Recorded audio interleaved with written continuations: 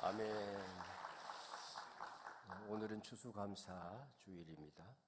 우리를 구원하신 하나님, 또 1년 동안 온갖 것으로 보호하시고 지키시고 인도하시고 베푸신 하나님께 먼저 감사를 드려야 하겠습니다. 힘찬 감사의 박수로 하나님께 영광을.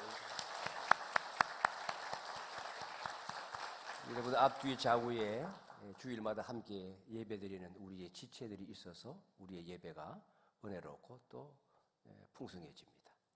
가정에 아내와 남편 또 자녀들이 나를 지지해 주기 때문에 또 오늘의 우리가 있습니다. 가족이면 또 따뜻하게 뜨겁게 좌우 앞뒤 계신 분들에게 진심을 다하여 감사합니다 고백하겠습니다.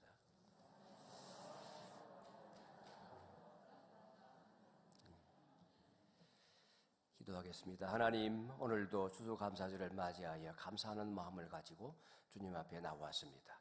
저희의 마음과 뜻과 정성 힘다하여 드리는 감사의 고백을 받으시고 더 많은 감사로 채워주실 줄 믿습니다. 이 시간 말씀을 통하여 깊은 깨달음 속으로 들어가도록 은혜 베풀어 주옵소서. 예수님의 이름으로 기도하옵나이다. 아멘.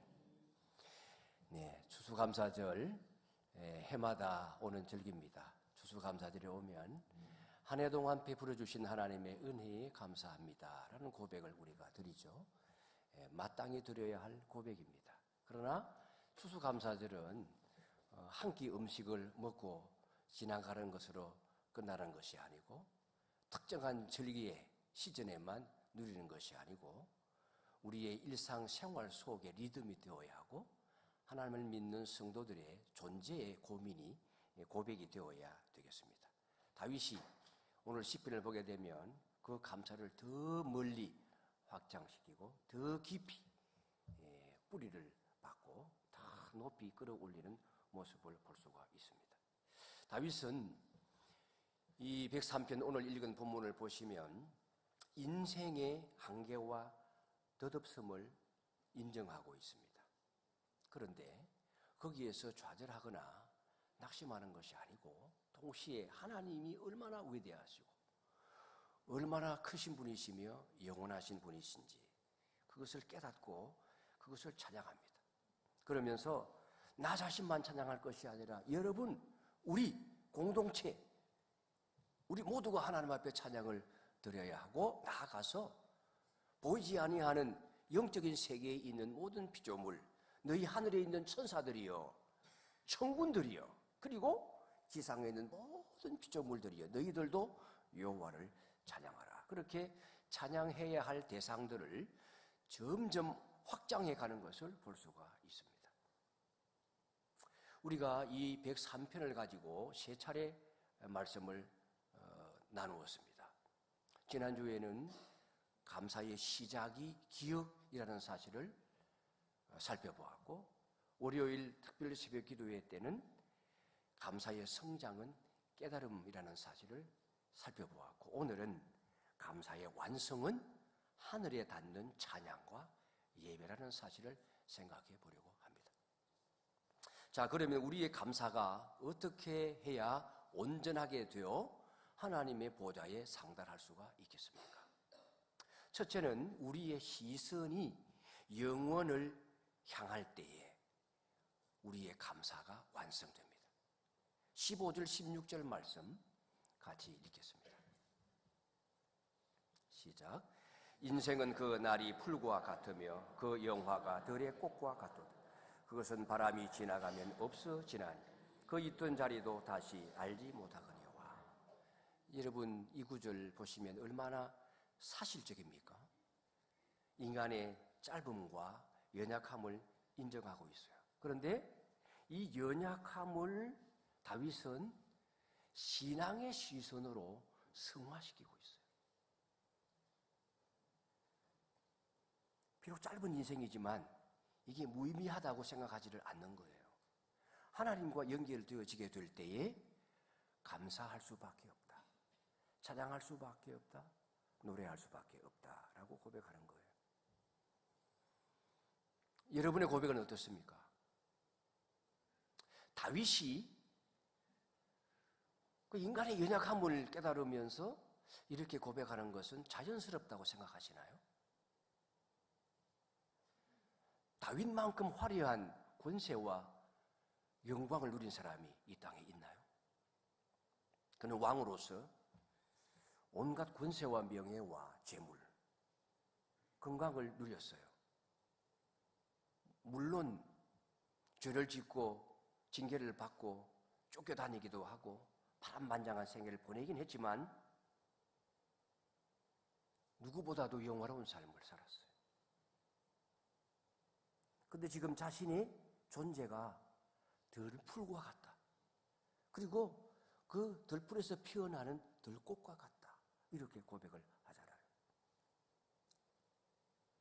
자신의 존재가 그렇게 사라질 것임을 너무나 잘 알고 있었어요. 들꽃이 여러분, 우리 젊은 분들은 못 느낄 수 있을지 모르겠는데 나이가 들어가면 갈수록 큰 꽃보다는 작은 꽃, 그 들꽃의 아름다움과 향기로움, 그 소중함을 더 느낍니다. 그런데 이 들꽃들이 피고 지기까지 그 기간이 매우 짧아요. 어떤 꽃은 피었다 지는데 하루밖에 걸리지 않는 꽃도 있습니다. 예를 들면 나팔꽃이나 접시꽃 같은 거예요. 예, 나팔꽃 한번 보십시오. 얼마나 화려합니까? 저 색깔이 종류가 아주 다양해요. 파란색도 있고 분홍색도 있고 가지각색의 꽃들인데 아주 우리에게 익숙한 꽃이에요.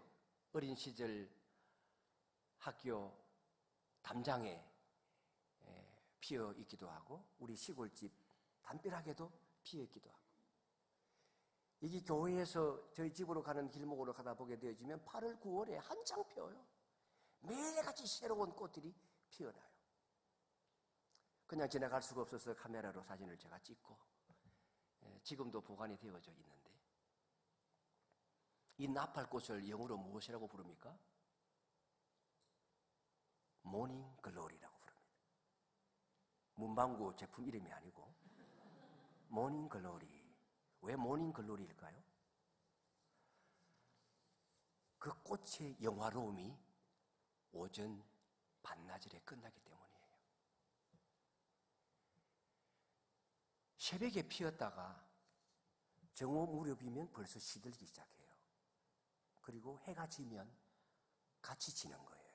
그래서 사람들이 이런 꽃을 일일화라고 불러요. 다른 말로는 하루살이 꽃이라고 합니다. 여러분, 들꽃이요, 나무에 피는 꽃들과 달리 들꽃들은 길어봐야 2주 정도밖에 안 피어요. 여기 삼거리 공원에 코스모스를 확 심어놨어요. 가니까 코스모스가 막 피기 시작하는 거예요. 막 이렇게 몽우리가 져가지고 하나둘 피어나는 거예요. 이게 며칠 뒤면 활짝 피겠구나. 그래서 생각하고 제가 며칠 뒤에 가봤는데 지난주에 시에서 그걸 다 싹둑 잘라놨더라고요. 예, 금방 피고 지는 거예요. 아무리 아름다운 꽃이라고 할지라도 몇 번 바람 불고 몇 번 비가 내리면 그냥 쓰러지고 마는 거예요. 이게 인생이라는 거예요. 다윗이 그걸 고백하잖아요. 우리 인생의 시간의 바람이 몇 번 불면 몇 번 불기를 바래요? 80번? 90번? 100번? 얼마 전에 저희 누님은 70 고작 되었는데 하늘나라로 갔어요. 몇 번 바람 불면 우리가 누려왔던 모든 것들을 버려두고 떠나는 겁니다. 그런데 여러분, 중요한 것은 다윗이 내 인생이 이처럼 짧고 유약하다는 사실 때문에 절망하는 것이 아니에요. 오히려 그 덧없음 속에서 영원하신 하나님을 바라보는 관점을 갖는 거예요. 이게 우리가 배워야 할 영적 안목이에요. 이걸 우리는 시선의 전환이라고 말합니다. 다윗이 인생이 꽃과 같다고 하는 말은 인생을 비관하는 관점이 아니고 오히려 인생을 선물로 보는 거예요. 우리가 이 다윗처럼 짧은 인생을 비관하지 않고 오히려 하나님의 은혜를 그 짧은 삶 속에 드러내는, 선명하게 드러내는 삶을 살 줄 알아야 되는 겁니다. 이것이 다윗의 영성이에요. 감사를 드리는데, 여호와를 찬양하라고 말하는데 내 상황 때문이 아니라, 내 조건 때문이 아니라, 내가 가지고 있는 것 때문이 아니라, 내 인생의 올해의 성과 때문이 아니라, 내가 얼마를 벌었느냐, 내가 진급을 했느냐 하지 않았느냐, 이것 때문이 아니라 인생의 짧음을 인정하면서 지금의 현재를 영원의 시선으로 바라보는 성숙한 신앙. 다윗이 가지고 있는 신앙이 그런 신앙이에요. 우리의 삶은 여전히 고단합니다. 육체적 질병과 싸우고 있습니다. 저도 나이가 조금 들어가니까 건강이 좋았다, 어떤 때는 조금 날씨가 흐렸다가 그렇게 좀 움직여요. 우리 연세 많으신 권사님들 전에는 좀 팔팔하셨는데 연세가 드시니까 좀 교회에 출석하는 횟수가 줄어들고 또 좀 다른 사람의 손에 의지해서 계단을 내려가야 되고 하는 분들이 생겨요. 예전에 어떤 분이 학교에 계셨던 분이신데 이제 남들이 볼 때 연세가 드셨어요. 그래서 이게 젊은 분들이 부축을 해드리려고 하는 거예요. 계단을 내려가게 될 때. 너 노인 아니야? 그러시더라고요. 자존심이 세요. 그런데 조금 몇 년 뒤에 지나니까 자연스럽게 부축을 기다리고 계시더라고요. 계단 내려가게 될 때 받쳐드리면 좋아하세요. 그러면서 내려가는 거예요. 여러분들 얼마 안 남았어요.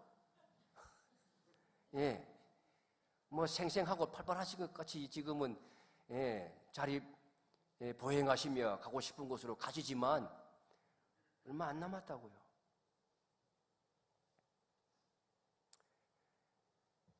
그러나 이 짧음을 인정하면서도 이 현재를 영혼의 시선으로, 이 삶이 곧 끝날 것이지만 이것이 끝이 아님을 알고 영혼을 주목하게 될 때에 우리 마음에 감사가 넘치는 거예요.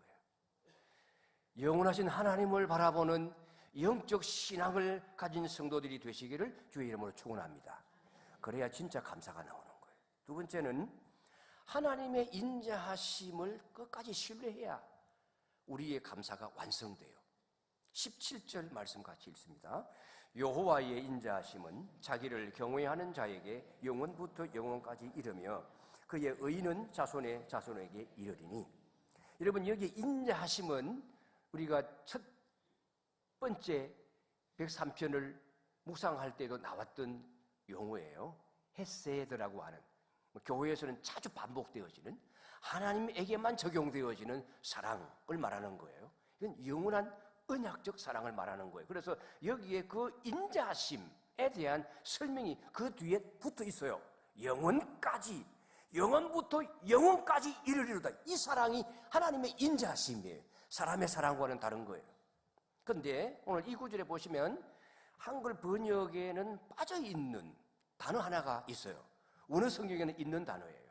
단어라고 할 수는 없고 접두어인데 영어 성경도 그걸 다 번역을 해놓았어요.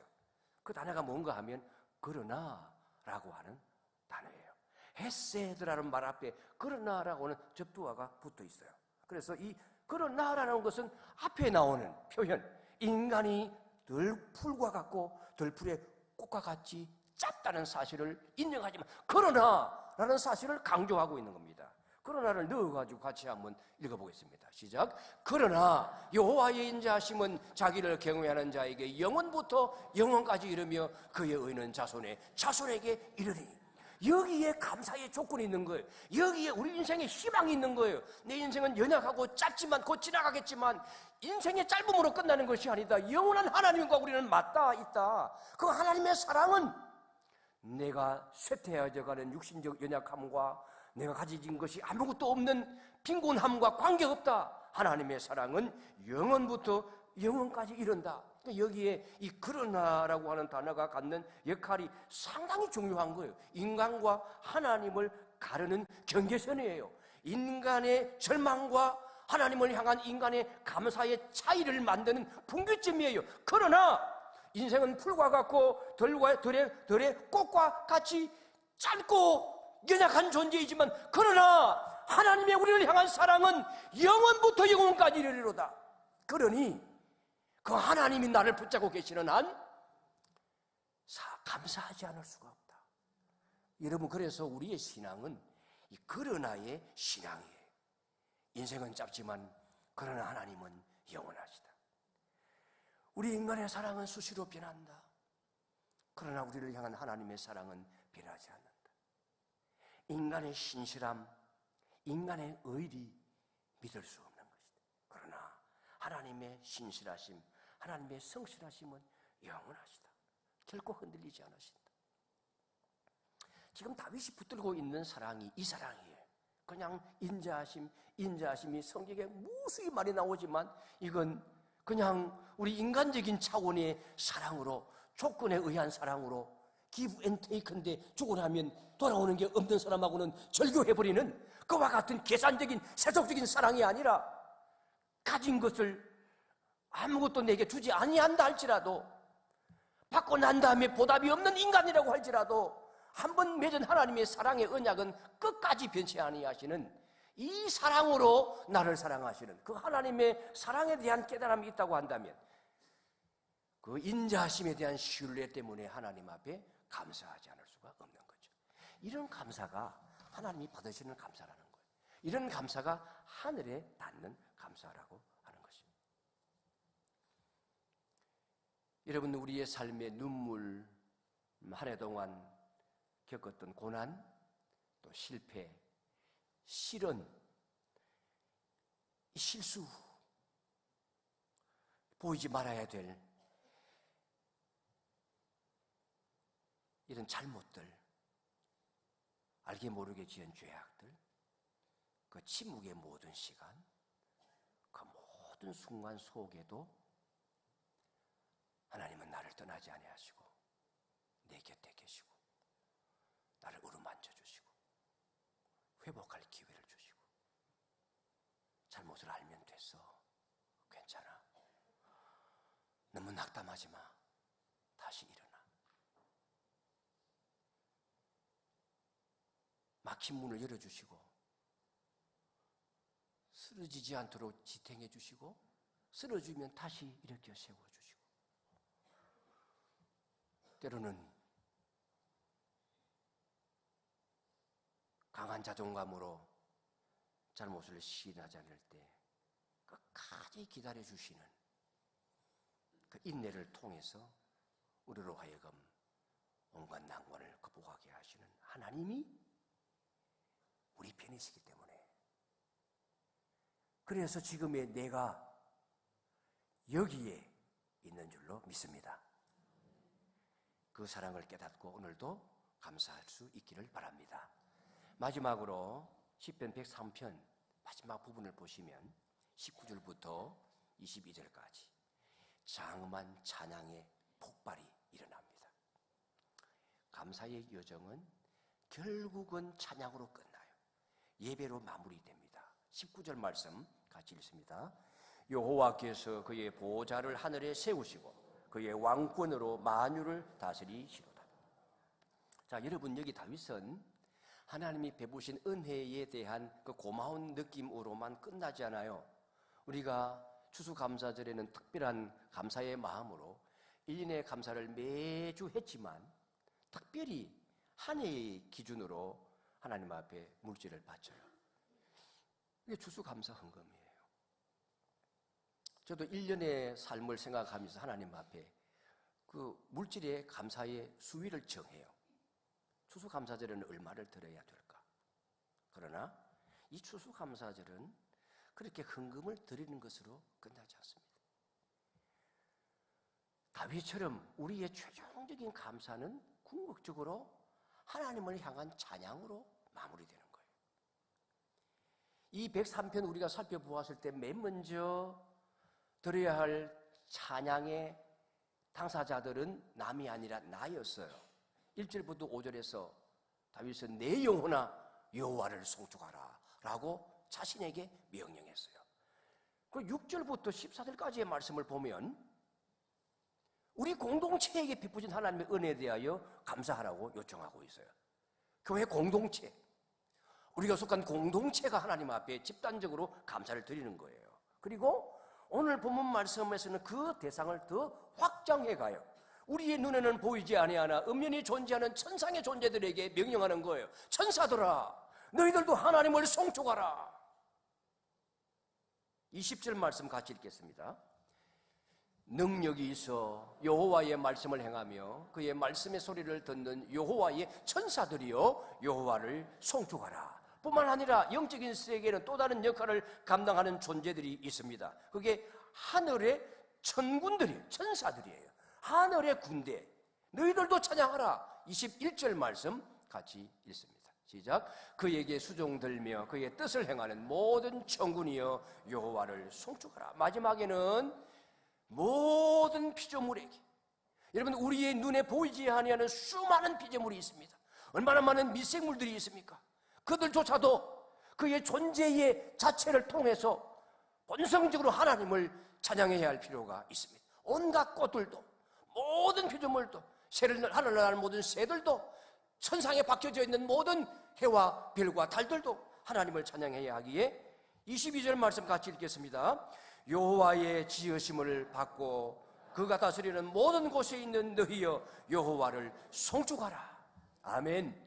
개인의 감사에 머물지 아니하고 우리가 함께 하나님을 찬양하고 더 나아가 이 땅에 존재하는 모든 만물들, 온 우주에 하나님께서 그의 명령으로 지으심을 받은 모든 피조물들이 하나님께 감사하게 함으로써 만왕의 왕이신 하나님, 만주의 주요, 모든 피조물의 주인이신 그 하나님의 주권을 인정하고 있는 것입니다. 그러면서 다시 최종적인 마무리는 어떻게 합니까? 처음 자신에게 주었던 명령을 다시 자신에게 내려요. 내 영혼아 여호와를 송축하라. 온 우주가 하나님을 찬양하는 일이 마땅하지만 그 가운데서 가장 중요한 것은 내 영혼의 찬양이에요. 남들에게 감사를 일깨우며 찬양하라 말하기에 앞서서 나 자신이 감사하는 삶의 모범을 보이고, 남들이 감사에 인색할지라도 끝까지 나 자신은 감사를 잃지 아니하고 하나님 앞에 감사하는 이 영성을 지닐 때에 그 감사가 온전히 하늘에 닿는 감사가 되는 것입니다. 사랑하는 성도 여러분, 감사는 예배와 찬양으로 완성됩니다. 비록 우리 삶이 덧없을지라도 그 속에서 끝까지 우리를 사랑하시며 지키시며 인도하시는 그 영원하신 하나님을 바라보는 이 신앙의 노래를 주님이 부르시는 그날까지 잃지 아니하는 저와 여러분이 되시기를 주의 이름으로 축원합니다. 우리 함께 찬양합니다.